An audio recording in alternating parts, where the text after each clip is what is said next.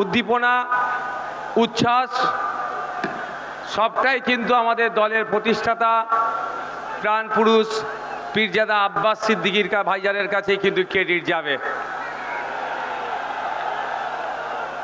ভাই পেছনের লোকেরা একটু দেখছে, আপনারা বসে পড়ুন। যারা এই দূরে আছে একটু বসুন না, আপনাদের পেছনে তো বসা যাবে। ভাই বসে পড়ুন তো ভাই, বসুন। ওখানে যারা আছেন আমার সোজা যারা আছেন বসুন, যারা আছে বসে যান তো ভাই। আমাকে ওই মাইকটা দেন। আমার সোজাসুজি যারা আওয়াজ যা যাচ্ছেন তারা বসেন ভাই। হ্যাঁ না থাক। এই ভাই মিডিয়ার বন্ধুদের সাথে কেউ মিডিয়ার বন্ধুদের সাথে কোনো খারাপ আচরণ করবেন না।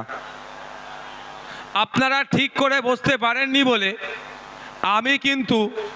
আমিও কিন্তু একবার জাস্ট বসেছিলাম, তারপরে সারাক্ষণ কিন্তু আমি দাঁড়িয়ে আছি। আপনারা লক্ষ্য করেছেন কি? মিডিয়ার আমাদের বন্ধু মানুষ, সুতরাং মিডিয়ার বন্ধুদেরকেও তাদের কাজটা করতে দিন। আমি অনুরোধ করব যারা মিডিয়ার ভাইরা, আপনাদের চেয়ার দেওয়া আছে, আপনারা বসুন। চেয়ার দেওয়া আছে, আপনারা বসুন। আপনাদের মেশিনটা ফিট করে দিয়ে আপনি বসে পড়ুন। চেয়ার দেওয়া আছে। ভাইয়া আপনি দাঁড়া যাও না, পিছিয়ে কাঁদবে, ডিস্টার্ব করে। এই তোমরা কথা বলছো কেন ভাই আমার? আপনি চলে আসেন না, জায়গা আছে বসে, চেয়ার দিচ্ছে। এই না এই একটা চেয়ার দাও তো, একটা চেয়ার দাও তো, একটা চেয়ার দাও, একটা চেয়ার আনতে পারছো না? সব আপ আ যাইয়ে, এই চেয়ারটা দিয়ে দাও ভাই, দাও। এ ভাই আপনার হয়েছে, আপনি বসেন না। আমি 10 মিনিট টাইম নেবো আপনাদের কাছে। কারো অসুবিধা আছে? 10 মিনিট ধৈর্য ধরতে পারবেন তো? আমার পূর্বেকার বক্তারা আজকের এই অধিকার মহাসমাবেশ নিয়ে তাদের জ্ঞান গর্ব আলোচনা করেছেন। কেন আজকে আমরা শহীদ মিনারের ময়দানে এসে উপস্থিত হয়েছি আমাদের অধিকারের জন্য, সেই বিষয়ে তারা দীর্ঘক্ষণ চর্চা করেছে।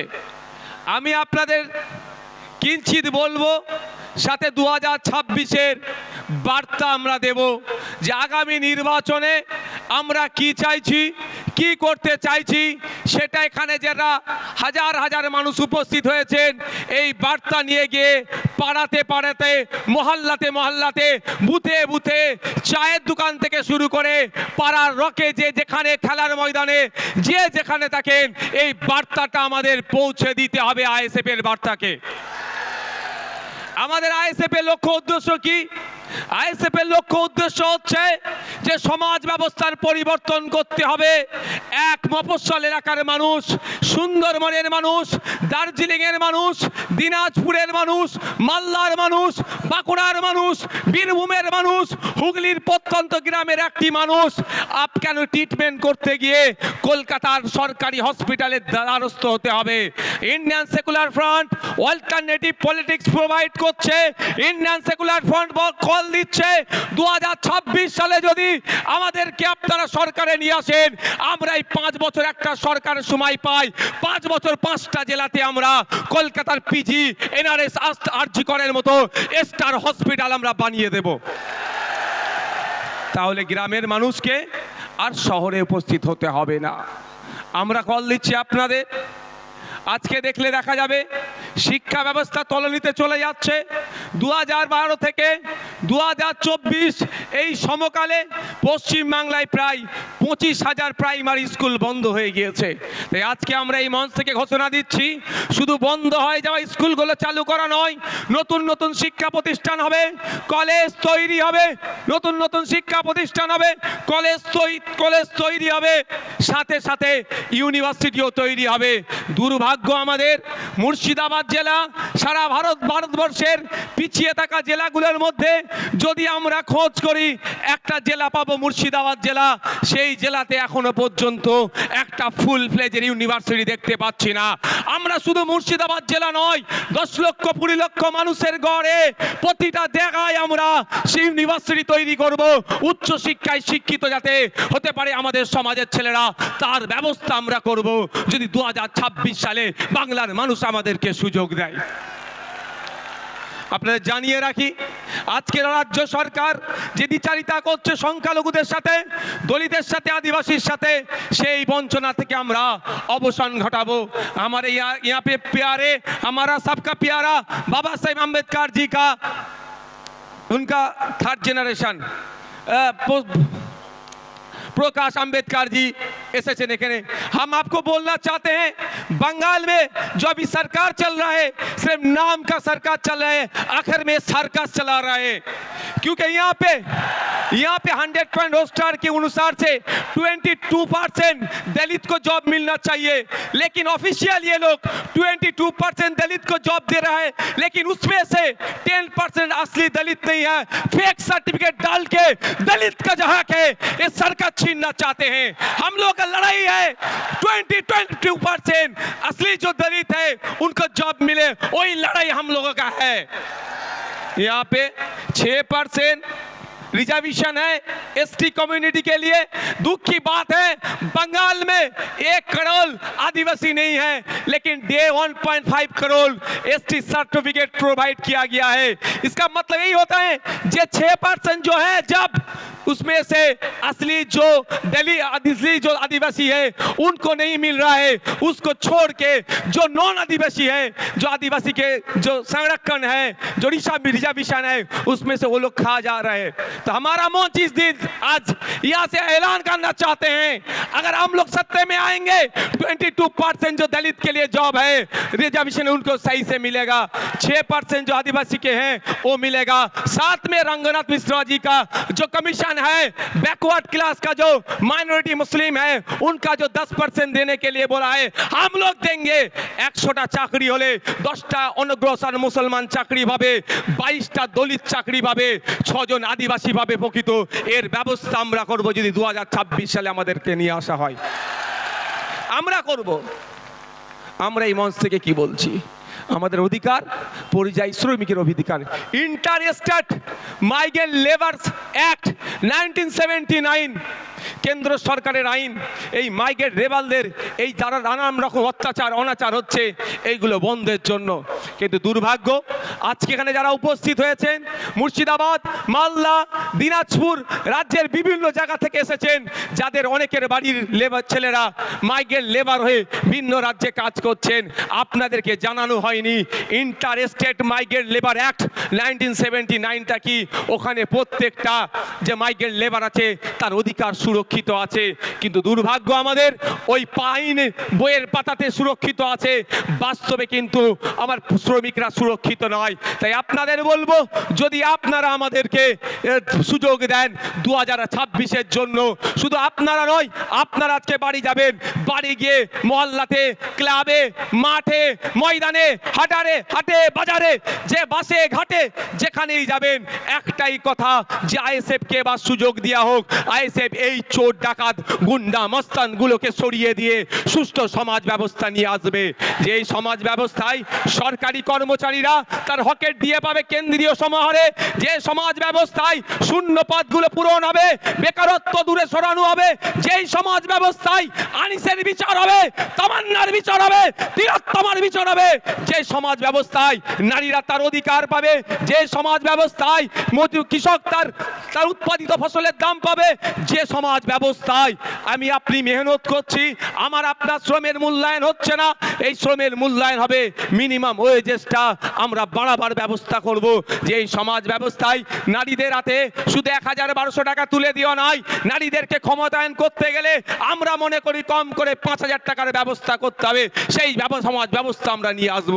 তবে হ্যাঁ, 5000 টাকা দেওয়ার সাথে সাথে রাজ্য কিছু কাজ বুঝে নেবে, এই সুষ্ঠু সমাজ ব্যবস্থা আনবো, যেখানে বর্ণগত, জাতিগত, ধর্মগত, নারী পুরুষের কোনো ভেদাভেদ থাকবে না, যেখানে সবাই আমরা মানুষ, আমাদের সামাজিক পরিচয় আমরা সেটা নিয়ে মাথা তুলে বেঁচে থাকবো, সেই সমাজ ব্যবস্থা নিয়ে আসবো। বাংলার মানুষ যদি 2026 লোক বিধানসভা নির্বাচনে আমাদেরকে সুযোগ দেয়, তবে আপনাদের উপস্থিতি প্রমাণ করে দিচ্ছে যে বাংলার অলিতে গলিতে ইন্ডিয়ান সেকুলার ফ্রন্টের যে জয় জয়কার হবে, সেটার আপনাদের উপস্থিতি আছে কিন্তু প্রমাণ করে দিচ্ছে। আপনারা মাঠে যারা আছেন, আপনারা হয়তো বাইরে যেতে পারছেন না, আমি তো একটার পরে এখানে এসেছি, আমি বাইরের অবস্থাটাও একটু ঘুরে ঘুরে দেখছিলাম। আপনারা এখানে যেরকম মানুষ আছেন এর কয়েক গুণ বেশি মানুষ বাইরে শুধু ঘুরছে, জায়গা পাচ্ছে না বলে। আপনাদের ঘোষণা অনুযায়ী আমি গত বছর ঘোষণা দিয়েছিলাম, আমরা বলেছিলাম আমরা চেষ্টা করব কলকাতায় ব্রিগেডে করা, কিন্তু আমরা যখন অ্যাপ্লিকেশন করেছি আমাদেরকে জানানো হয়েছে এই সময় এই আর্মিদের কোনো একটা ট্রেনিং চলছে, সেই মার্চ পর্যন্ত ব্রিগেড ময়দান দেওয়া যাবে না, সুতরাং আমরা সেখানে ওই জন্য বুক করতে পারিনি, ফলে আমরা এখানে বুক করেছি। তবে আপনারা সাথ দিলে শুধু ভাঙড় থেকে নয়, রাজ্যের বিভিন্ন প্রান্ত থেকে 2026 বিধানসভায় ডবল ডিজিটের বিধায়ক ইন্ডিয়ান সেকুলার ফ্রন্ট পাচ্ছে। তারপরে আমরা আশা করব এবং আর্মিদের ট্রেনিং কখন আছে সেটাও প্রয়োজনে দেখে নেব, তার ট্রেনিংয়ের ফাঁকে বা ট্রেনিংয়ের পরেই আপনাদের সাথ নিয়ে আবার আপনাদেরকে নিয়ে কলকাতায় আমরা ব্রিগেড ময়দান ভরাবো অধিকারের জন্য। বন্ধুগণ, আজকের এই অধিকার সবাই বিভিন্ন বিষয় ছিল, অনেকে চর্চা করেছে, আমি টু দা পয়েন্ট এসআইআর নিয়ে একটু বলতে চাই। আপনারা কারা শুনতে চান একটু হাত তুলে দেখান তো, এটা হাতটা তুলে রাখুন, হাতটা একটু তুলে রাখবেন, অসুবিধা হচ্ছে না তো কারো? অসুবিধা হচ্ছে না তো? ইভিএম মেশিনের সামনে গিয়ে খাম চিহ্নটা দেখবো, আর যেখানে খাম চিহ্ন থাকবে না আমাদের নেতৃত্বরা যেটা বলবেন সেখানে আমরা অন্য কোনো বুদামে হাত দেওয়ার দরকার নাই। আমি এসআইআর নিয়ে গুটি কয়েক কথা বলবো বলে আমি বক্তব্য শেষ করে দেবো। আমি কথা দিয়েছিলাম শীতকালের বেলা সকাল সকাল আসুন, সকাল সকাল ছেড়ে দেবো, কথা দিয়েছিলাম তো। আমি আপনাদের এসআইআর নিয়ে বলছি, এই একদম মাথায় ঢুকিয়ে নিন, এই এসআইআর যে সমস্যা তৈরি হয়েছে, এই সমস্যা তৈরির পেছনে দুটো রাজনৈতিক দল সম্পূর্ণভাবে দায়ী। তৃণমূল বিজেপি মিলে এসআইআর নামক সমস্যাটাকে তৈরি করছে ইলেকশন কমিশন অফ ইন্ডিয়াকে সামনে রেখে। তাই আমাদের যেভাবে অহেতুক হয়রানি পেরেশানি করা হচ্ছে, এর জবাব আমরা ইভিএম মেশিনে গিয়ে এই তৃণমূল আর বিজেপির বিরুদ্ধে আমরা দিয়ে দেব। আমি প্রমাণ দেব আপনাদের, প্রমাণ ছাড়া আমি কথা বলি না, আমি প্রমাণ দিয়ে দেবো একটা একটা করে। যদি আপনাদের শোনার এনার্জি থাকে আমি তাহলে শোনাবো। এনার্জি আছে তো ভাই? তাহলে আমি শুনিয়াবো। একটু পোলটা খোলা দরকার।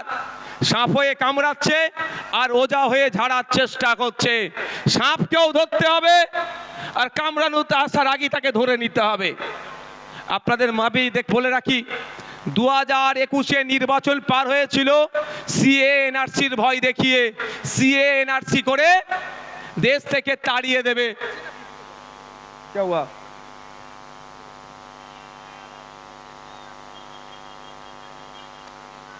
সংগ্রামী যৌথ মঞ্চে যে মঞ্চ আছে তার উপরে ছেলেরা উঠে গেছে, নামে যাও ভাই, এই উপরে যারা উঠেছো নামে যাও, একদম একদম নেমে যাও, এটা অনৈতিক কাজ, নেমে পড়ো চাল থেকে। শোনেন ভাই, এদিকে দেখান, 2021 সালে নির্বাচন কি দেখিয়ে পার হয়েছিল?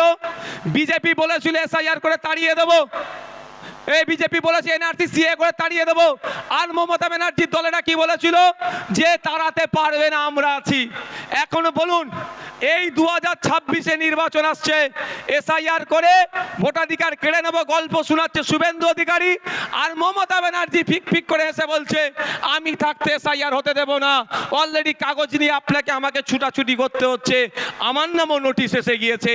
নোবেল জয়ী বিখ্যাত মানুষ অমর্ত্য সেন্সারের নামেও অপদার্থ কমিশন নোটিশ পাঠিয়েছে এই বিজেপি তৃণমূলের পাল্লায় পড়ে। শুধু তাই নয়, স্বাধীনতা সংগ্রামী, মুক্তিযোদ্ধা, বীর, ভারতবর্ষের অন্যতম শ্রেষ্ঠ আইকনিক ব্যক্তি, তার নাম নেতাজি সুভাষচন্দ্র বোস, নেতাজি সুভাষচন্দ্র স্যারের পরিবারকেও এই নোটিশ পাঠিয়েছে। তাই আপনাদের বলবো, 2026 বৈতরণী পার করার জন্য তৃণমূল আর বিজেপি এসআইআর নামক এই সমস্যাটার অবতরণ করেছে। তাই আপনাদের বলবো, এই সমস্যাতে অহেতুক হয়রানি করার চেষ্টা হচ্ছে, তবে আপনি আতঙ্কিত হবেন না। দিন দেওয়ানে বলেছিলাম স্বচ্ছ এসআইআর করলে সহযোগিতা করব, আজকেও বলছি স্বচ্ছ এসআইআর মিন্স ভোটার লিস্ট স্বচ্ছ হোক, মৃত ভোটারের নাম বাদ যাবে, একাধিক জায়গায় ভোটার লিস্টে নাম উঠেছে বাদ যাবে, যার অস্তিত্ব নেই সেই ভোটারের নাম বাদ যাবে, প্রয়োজনে আমরা সহযোগিতা করব। কিন্তু স্বচ্ছতার নামে নির্বাচন কমিশন যে অহেতুক হয়রানি করছে এর জবাব দেওয়ার জন্য প্রশ্ন করেছিলাম আমরা নির্বাচন কমিশনে। শুধু তাই নয়, আপনাদের এই নওশাদ সিদ্দিকী কামচিহ্ন নেতা সুপ্রিম কোর্টে গিয়ে আপনাদের জন্য মামলা করেছে। আপনাদের বলে রাখি, দুটো কাজ এই মুহূর্তে মমতা ব্যানার্জি যদি করে, দুটো কাজ যদি এই মুহূর্তে মমতা ব্যানার্জি করে, হয়রানিও বন্ধ হবে, আতঙ্কিত হবেন না। দুটো কাজ কি কি বলে দিচ্ছি, শর্ট টাইম, আমি বেশিক্ষণ বলবো না, বলেছি আপনাদের। প্রথম কাজ হচ্ছে ওয়াল পার্টি মিটিং ডাকা। Mamata Banerjee all party meeting ডাকুক, সমস্ত রাজনৈতিক দলের নেতাদেরকে ডাকুক। যেই পরিস্থিতি বাংলার স্বাধীনতা সংগ্রামী পরিবার থেকে শুরু করে, পীর পরিবার থেকে শুরু করে, বিভিন্ন ধর্মীয় পরিবার থেকে শুরু করে, বিভিন্ন যাদের সামাজিক প্রভাব প্রতিপত্তি আছে, সব সমেত সাধারণ মানুষদেরকে অহেতুক হয়রানি হচ্ছে, এই হয়রানি বন্ধ আমাদের করতে হবে। অল পার্টি মিটিং ডাকা দরকার। কেমন অল পার্টি মিটিং আপনাদের জানিয়ে রাখি, বর্বর পাকিস্তানিরা যখন এসে পেহেলগাঁওতে আমাদের দেশের নাগরিককে খুন করলো, সেই সময় অল পার্টি মিটিং ভারত সরকার ডেকেছিল। সেই সময় কংগ্রেসের পক্ষ থেকে বলেছিল পাকিস্তানের বিরুদ্ধে অল আউট যাও, আমাদের কোনো অবজেকশন নাই। আজকে মমতা ব্যানার্জি যদি অল পার্টি মিটিং ডাকে, মমতা ব্যানার্জি ডাকে কেউ আসুক আর নাই আসুক, ইন্ডিয়ান সেকুলার ফ্রন্ট যাবে বাংলার নাগরিকদের সাথে, সেখানে গিয়ে বলবে স্বচ্ছতার সাথে যে কাজ পশ্চিমবাংলা সরকার করতে চাই আমরা প্রস্তুত আছি বাংলার মানুষের জন্য। করবে, তাহলে আপনি আতঙ্কিত মুক্ত হবেন তো ভাই? কিন্তু চাই না আপনি আতঙ্কিত মুক্ত হন মমতা ব্যানার্জির দলেরা। এরা চাই আপনি পেরেশানে থাকুন। আপনি পেরেশানে থাকলে প্রশ্ন করতে পারবেন না মাদ্রাসায় টিচার নেই কেন। আজকে দেখুন কলকাতায় গতকালকে খোঁজ নিয়ে দেখুন প্রায় 33 দিন এই ঠান্ডাতে তারা পড়ে আছে। আনএডেড টিচারগুলো, এমএসকেএসএসকে টিচারদের সাম্মানিকটা ঠিকঠাক পাচ্ছে না। মাদ্রাসায় 10,000 শূন্য পদ হয়ে গেছে, পরিকাঠামো ধ্বংস হয়ে গেছে, স্কুলে টিচার নাই, হাই স্কুলে টিচার নাই, শিক্ষার পরিকাঠামো ধ্বংস হয়ে গেছে। আপনি এটা প্রশ্ন করবেন না এসআইআরের কাগজ নিয়ে ছুটাছুটি করবেন? এই ছুটাছুটি করার জন্য আপনাকে এই পদক্ষেপগুলো গ্রহণ করছে না। দ্বিতীয় হচ্ছে বিধানসভায় নিন্দা প্রস্তাব পাস করানো হোক। বিধানসভায় নিন্দা প্রস্তাব পাস করানো হোক। যেভাবে অহেতুক হয়রানি করা হচ্ছে এটা অত্যন্ত নিন্দাজনক কাজ। সেখানে নিন্দা প্রস্তাব পাস করানো হোক। সেই নিন্দা প্রস্তাবের কপিটা ইলেকশন কমিশন অফ ইন্ডিয়াকে দিক, আর যে সরকার একটা মামলা করুক সেই মামলাতে কপিটা অ্যাটাচ করে দিক। নিশ্চিতভাবে সুপ্রিম কোর্ট এটার প্রতি বিবেচনা করবে, কারণ বিধানসভার মধ্যে নিন্দা প্রস্তাব পাস করানো মানে পুরো পশ্চিম বাংলার মানুষ এটাকে নিন্দা করছে, এই অহেতুক হয়রানিকে। এটা করবে মমতা ব্যানার্জির সরকার? আওয়াজ দিন একটু। কেন করবে না? পেরেশান তো হচ্ছে দলিত, সব থেকে বেশি পেরেশানি হচ্ছে মুসলমান, তারপরে দলিত, তারপরে আদিবাসী। তাই মুসলমানকে তো মানুষ মনে করে না, শুধু ভোটার মনে করে, আর ক্যাপটিভ ভোট ব্যাংক হিসাবে রাখতে চায়। তাই আপনাদের বলবো দিকে দিকে আওয়াজ তুলতে হবে, বলতে হবে ইমিডিয়েট পশ্চিমবাংলা সরকারকে এ দুটো কাজ করা দরকার। এক, অল পার্টি মিটিং ডাকা, দ্বিতীয় হচ্ছে বিধানসভায় নিন্দা প্রস্তাব পাস করানো। এরপরও আপনাদের বলছি, আমার উপরে কেন এদের রাগ বুঝতে পেরেছেন? 77টাকে নিয়ে কিছু নয়, নওশাদকেই হারাতে হবে। কারণ আমি তো এদের পয়েন্টে পয়েন্টে এদের ভুলগুলো ধরিয়ে দিই, ওই জন্য ওদের জয়েন্টে জয়েন্টে ব্যথাটা করে যায়। আমি তো বলছি আপনাকে, দেখবেন যাদের বাড়ি ফর্ম গেছে, ফর্মের সাথে আর একটা এক্সট্রা এই হিয়ারিং এর নোটিশ গেছে, হিয়ারিং এর নোটিশের সাথে আর একটা কাগজ গিয়েছে। সেই হিয়ারিং এর নোটিশের সাথে একটা যে কাগজ গিয়েছে সেখানে 13টা ডকুমেন্টসের কথা বলা হচ্ছে। যাদেরকে হিয়ারিং এ ডাকা হচ্ছে, এই 13টা ডকুমেন্টসের মধ্যে কোনো একটা ডকুমেন্ট সাবমিট করলে তার হিয়ারিংটা সে পজিটিভ হয়ে যাবে, অর্থাৎ তার অসুবিধা হবে না। এটা বলছো তো? আচ্ছা, আমরা এই এসআইআর নিয়ে এত দুটো মেনলি সমস্যার সম্মুখীন হতে হচ্ছে আমাদের। একটা, টাইম লস হচ্ছে, দাঁড়াতে হচ্ছে, অব্যবস্থা। ওখানে এই গেটের ওখান থেকে সরে যাও তো, এই গেটের ওখান থেকে সরে যাও, গেট থেকে সরে যাও, দেখতে পাচ্ছ না? এই সবার উপরে উঠে বসুন, নিচে বসুন না, বসুন। দুটো জিনিস হচ্ছে তো ভাই, একটা কি আমার অযথা টাইম দিতে হচ্ছে, ওখানে অব্যবস্থা, ওখানে ঠিকঠাক ব্যবস্থা আমরা পাচ্ছি না, ঘন্টার পর ঘন্টা লাইনে গিয়ে দাঁড়াতে হচ্ছে। দ্বিতীয় হচ্ছে আমি আতঙ্কিত, তাই তো ভাই, যে আমার কি হবে। কিন্তু এই 13টা ডকুমেন্টসের মধ্যে যদি কারো একটা ডকুমেন্টস থাকে সে আতঙ্ক মুক্ত। আমি ঠিক কথা বলছি তো ভাই? আমি ভাই আতঙ্কিত নই আমার হাতে নোটিশ পাঠিয়েছে বলে। কেন বলুন তো? আর্টিকেল 326 আমার ভোটদানের স্বাধীনতা। 18 বছরের ঊর্ধ্বে হলেই আমি ভোট দিতে পারবো, আমি ভারতীয় নাগরিক। আমার এটা কেউ কেড়ে নিতে পারবে না। কারো আশীর্বাদে যেমন কেউ অন্যায়ভাবে রাখতে পারবে না, কারো অভিশাপে কেউ অন্যায়ভাবে কেড়ে নিতে পারবে না। যাক, আমি আপনাদের বলি, এই নোটিশের 6 নম্বর পয়েন্টটা দেখুন কি লেখা আছে। 6 নম্বর বলা হচ্ছে, রাজ্যের উপযুক্ত কর্তৃপক্ষ প্রদত্ত স্থায়ী বসবাসের প্রমাণপত্র বা শংসাপত্র, অর্থাৎ পশ্চিমবাংলা সরকার তার কর্তৃপক্ষকে দিয়ে আপনার হাতে যদি রেসিডেন্স সার্টিফিকেট তুলে দেয়, তাহলে আপনি হিয়ারিংয়ে নোটিশে গিয়ে ওটা দিলেই আপনি হিয়ারিং, আপনার কোনো আর চিন্তার কারণ থাকবে না। কিন্তু সরকার একবারও এটা দেবে বলেছে?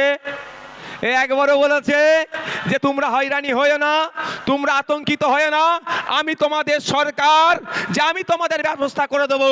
তাই আপনাদের বলি, আপনারা 2021 সালে অনেকে ভাঙড় ছাড়া, অনেকে কি হবে না হবে ভেবে ভোট দিবার ইচ্ছা গেলেও ভোট দেননি। কিন্তু আপনাদের বলছি, আজকে যদি এটা সংযুক্ত মোর্চার সরকার চলতো তাহলে এই হয়রানি হতো না। তারপরেও যদি হয়রানি করার চেষ্টা করতো, আমরা বাড়িতে বাড়িতে এই রেসিডেন্স সার্টিফিকেটটা তৈরি করে পৌঁছে দিতাম। বাড়িতে থাকো, তোমার বাড়িতে আমরা কাগজ পৌঁছে দেবো। রাজ্য সরকার চাইলে যেভাবে দুয়ারে সরকার করছে, সেরকম বাড়িতে সরকার পৌঁছে দিতে পারতো। খামে ভরে এনাও তোমার রেসিডেন্স সার্টিফিকেট, যাও তুমি গিয়ে হিয়ারিং এর টেবিলে দাও, তোমার হিয়ারিং পাস হয়ে যাবে, তোমার ভয় নেই। এটা করেছে রাজ্য সরকার? এটা জানতে হবে। আমি প্রথমেই বলি, শুভেন্দু অধিকারী আমাকে আপনাকে ভোটাধিকার কেড়ে নেওয়ার চক্রান্ত করছে। তাহলে চক্রান্ত করলে চক্রান্তের জবাব দিতে হবে তো। কেউ যদি বুনো হোল হয় তাহলে বাঘা তেঁতুল হতে হবে তো ভাই। তো বাঘা তেঁতুলের ভূমিকা দেখতে পাচ্ছি না। তারপরে চলে আসুন 10 নম্বর পয়েন্টে বলছে, রাজ্য স্থানীয় কর্তৃপক্ষের দ্বারা তৈরি পারিবারিক রেজিস্টার্ড, রাজ্য বা স্থানীয় কর্তৃপক্ষের দ্বারা তৈরি পারিবারিক রেজিস্টার্ড। 2011 সালে আইসিডিএস কর্মীদের দিয়ে তথ্য তোলা হয়েছিল, এই পারিবারিক রেজিস্টার্ড সেখানে আছে। এই তথ্যটা উঠে প্রথমে গিয়েছিল পঞ্চায়েতে, পঞ্চায়েত থেকে রাজ্যে গিয়েছিল। তাহলে আপনারা বলুন, এই তথ্যটা অলরেডি প্রতিটা পঞ্চায়েতে আছে। এই 10 নম্বর পয়েন্টটা যেটা চেয়েছে এর উত্তর, অর্থাৎ এই যে কাগজ চেয়েছে, এই কাগজটা প্রতিটা পঞ্চায়েতে আছে। রাজ্য সরকার 2023-এর পঞ্চায়েত নির্বাচনে একচ্ছত্র ভোট লুট করেছে। সেই ভোট লুট করতে গিয়ে আমরা আমাদের ভাঙড়ের 3 ভাইকে হারিয়েছি। শহীদ মহিউদ্দিন, শহীদ হাসান, শহীদ রেজাউল গাজী, 3 জনকে হারিয়েছি। শুধু নয়, সারা রাজ্যে আমাদের কর্মীদের অত্যাচার করে, তারা অবৈধ পন্থা অবলম্বন করে আজকে তারা পঞ্চায়েতের ক্ষমতায় বসে আছে, পঞ্চায়েত চালাচ্ছে। সেই পঞ্চায়েতের মাধ্যমেই যদি প্রতিটা বাড়িতে বাড়িতে এই তথ্যটা 10 নম্বর যে পয়েন্ট আছে পারিবারিক রেজিস্টার যদি পৌঁছে দেয়, ওটা নিয়ে আপনি যখনই হিয়ারিং এর টেবিলে যাবেন, আপনাকে অফিসার আর কিছু দ্বিতীয় প্রশ্ন করার সুযোগ পাবে না। ওটা জমা দেবেন, জমা দেওয়ার পরে আপনার হিয়ারিং কমপ্লিট হয়ে যাবে। তাহলে আতঙ্ক মুক্ত হবে না ভাই? রাজ্য সরকার চাইলে আপনার আতঙ্ক মুক্ত করতে পারে এই দুটো ডকুমেন্টস দিয়ে, কিন্তু রাজ্য সরকার তো আতঙ্ক মুক্ত চাইছে না। যদি আতঙ্ক মুক্ত চাইতো, কুরআন শরীফকে নিয়ে যে অসীম সরকার কুভাষায় কথা বলেছে তাকে ধরে এতক্ষণ জেলের মধ্যে রাখতো, পুলিশ সুমোটো করতো, তার বিরুদ্ধে ব্যবস্থা নিয়ে তো দূরের কথা, প্রায় 900 মতো অভিযোগ জমা পড়েছে, এখনো একটাও এফআইআর হিসাবে ট্রিট করেনি এই রাজ্য সরকার। তার মানে বোঝা যাচ্ছে আপনাকে আমাকে কি নজরে দেখে। তবে রাজ্য সরকার এফআইআর হিসাবে ট্রিট করেনি বলে ভাঙড়ের বিধায়ক নওশাদ সিদ্দিকী চুপ থাকবে না। আমি কোর্টে যাচ্ছি 156 সাবক্লাস 3 দিয়ে আমি কোর্ট থেকে মামলা করছি অসীম সরকারের বিরুদ্ধে। কিন্তু প্রশ্ন এটা, আপনারা বাংলার মানুষ, সংখ্যাগরিষ্ঠ মানুষ ভোট দিয়ে সরকার তৈরি করলো, আবার সংখ্যাগরিষ্ঠ মানুষকে রাস্তায় নামতে হবে কেন আমার এসআইআর বাঁচানোর জন্য? তাহলে সরকারের কাজটা কি?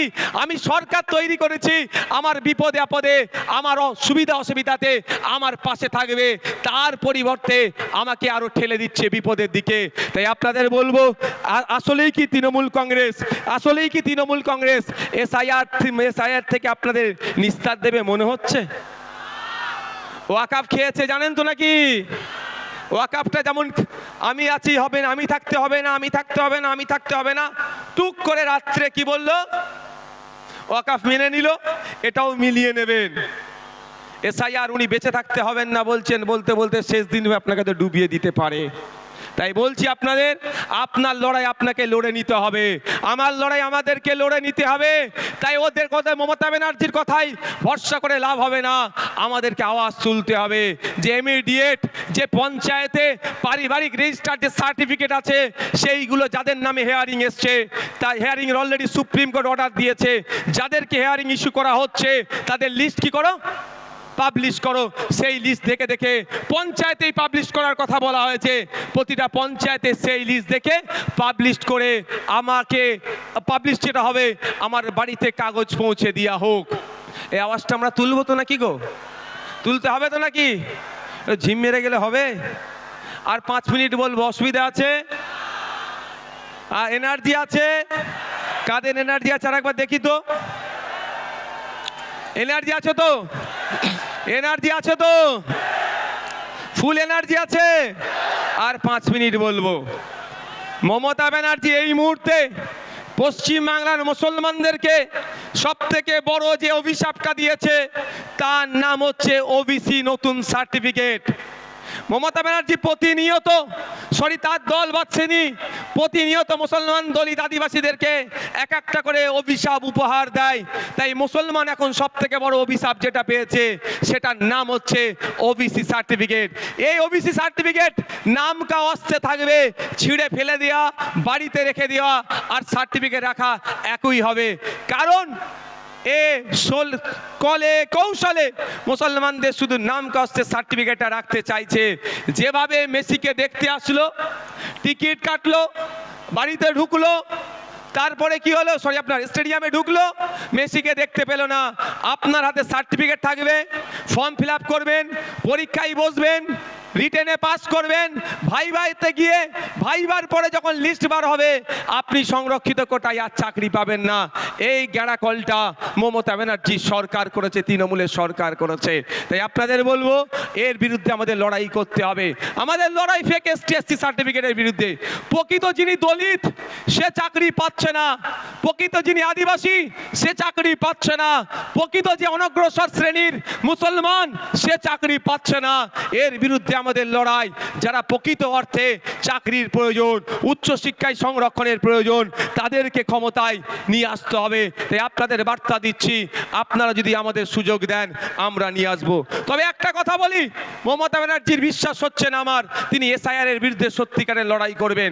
বাসন্তীতে হেয়ারিং এর পরে আপনার রিসিভ দিচ্ছিল না, আমাদের কর্মীরা গিয়ে আন্দোলন করে রিসিভ যখন দেওয়ালো তার কিছুক্ষণের মধ্যে পুলিশকে পাঠিয়ে তৃণমূলের নেতা এসে আমাদের কর্মীদের ওখান থেকে সরিয়ে দিল।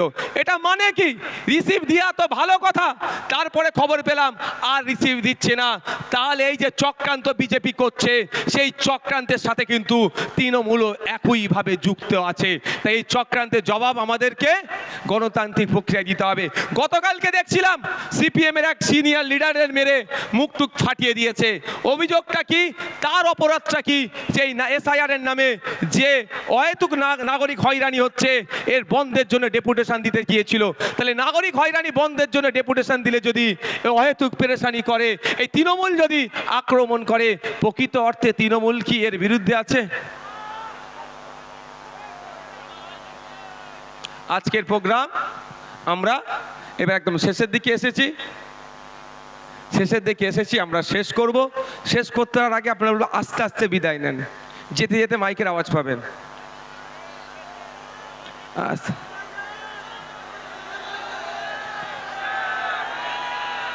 আস্তে আস্তে বিদায় নেন। যেতে যেতে আমি 3টে কথা বলবো, আপনারা মাথায় রাখতে রাখতে যাবেন।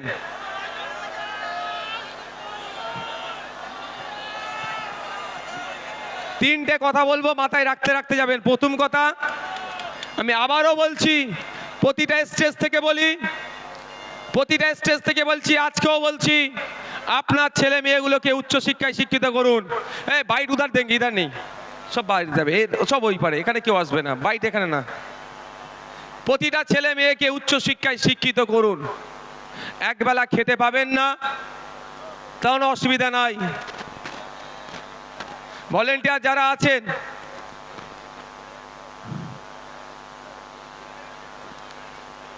উচ্চশিক্ষায় শিক্ষিত করুন। দ্বিতীয় কথা, ভাই শুনো না, এর মধ্যে কোনো ইন্টারভিউ দেবো না দাদা আমার। দ্বিতীয় কথা, রাজনৈতিক সৌজন্যতা বজায় রাখবেন। রাজনীতির জন্য মারামারি হানাহানিতে জড়াবেন না। তৃতীয় কথা, ল অ্যান্ড অর্ডার হাতে তুলে নেবেন না। Law and order situation create হোক, এই কাজ করবেন না। প্রশাসনকে আপনারা সহযোগিতা করবেন। আর একটা কথা বলবো, আপনারা কি শুনতে প্রস্তুত আছেন? একটু হাত তুলুন তো যারা শুনবেন। একটা চ্যালেঞ্জ এখান থেকে দিয়ে রাখছি, তৃণমূলের বন্ধুরা আইএসএফ এর সাথে রাজনৈতিকভাবে পেরে উঠতে পারছে না। আইএসএফ এর বিশ্বজিৎ দা, শামসুর আলী মল্লিক, তাপস দা, নাসিরউদ্দিন মীর সাহেব থেকে শুরু করে, লক্ষ্মীকান্ত হাসদা থেকে শুরু করে, কুতুব ভাই থেকে শুরু করে, আর জামির ভাই থেকে শুরু করে, সাবির দা থেকে শুরু করে, যে নেতৃত্ব আছে এবং বুথ লেভেল পর্যন্ত যে নেতৃত্বরা আছে, তাদের সাথে যুক্তি তর্কে পেরে উঠতে পারছে না। তারা বলছে যে ভোট কেটে নাকি বিজেপির সুবিধা হবে। আজকের এই শহীদ মিনার ময়দান থেকে তৃণমূলের সুপ্রিমোকে চ্যালেঞ্জ দিচ্ছি, একটা এগ্রিমেন্ট হোক, যে এগ্রিমেন্টে পীরজাদা আব্বাস সিদ্দিকী আইএসএফ এর প্রতিষ্ঠাতা সই করবে, আর তৃণমূলের প্রতিষ্ঠাতা সম্মানীয় মাননীয় মমতা ব্যানার্জি সই করবেন। সেখানে আব্বাস ভাইজান লিখবেন, আইএসএফ যেখানে যেখানে প্রার্থী দেবে, ভোট কেটে যদি বিজেপি আসে, তার দায়ভার আইএসএফ নেবে, তৃণমূল যা শাস্তি দেবে মাথা পেতে মেনে নেবে। আর সে এগ্রিমেন্ট পেপারে মমতা ব্যানার্জিকে লিখে সই করতে হবে, তৃণমূল যেখানে যেখানে প্রার্থী দেবে, ভোট কেটে যদি বিজেপি আসে, তার দায়ভার তৃণমূলের উপরে বর্তাবে, আর আইএসএফ যা শাস্তি দেবে গণতান্ত্রিক প্রক্রিয়ায় তৃণমূলকে মেনে নিতে হবে। এই চ্যালেঞ্জটা আজকে শহীদ মিনার ময়দান থেকে দিয়ে রাখলাম। তাহলে বোঝা যাবে বিজেপিকে আটকানোর জন্য কে কারা ফোরফ্রন্টে এসে এগিয়েছে, লড়াই করছে। আমরা আদর্শগত বিজেপি এবং আরএসএস এর বিরুদ্ধে আমাদের পূর্বেকার বক্তা শ্রদ্ধেয় সম্মানীয় বাবা সাহেব আম্বেদকরের নাতি যে কথা বলেছেন, একদম আমরা আদর্শগতভাবে বিজেপি আরএসএস এর বিরুদ্ধে গণতান্ত্রিক প্রক্রিয়া আমরা লড়াই সংগ্রাম জারি রাখবো। কিন্তু বাংলাতে এই বিজেপিকে যারা জায়গা করে দিচ্ছে, যেই তৃণমূল ফ্রন্টে এসে লড়াই করছে, তাদের বিরুদ্ধেও কোনো অংশে লড়াই জারি কম আমরা রাখবো না। ধন্যবাদ সকলকে। আস্তে আস্তে বিদায় নিন। আপনারা অনুরোধ করব, যেভাবে শৃঙ্খলার সাথে আপনারা এসেছেন, একইভাবে শৃঙ্খলার সাথে আপনারা যাবেন। প্রশাসনের বন্ধুরা আপনাদেরকে যেভাবে আসার পথে সহযোগিতা করেছে, যাওয়ার পথে ট্রাফিক থেকে সমস্ত বিষয় সহযোগিতা করবে। তাদের দেখানো ট্রাফিক যারা তারা যা মেনটেন করছে যেভাবে, সেই রকমভাবে আপনারা যাবেন।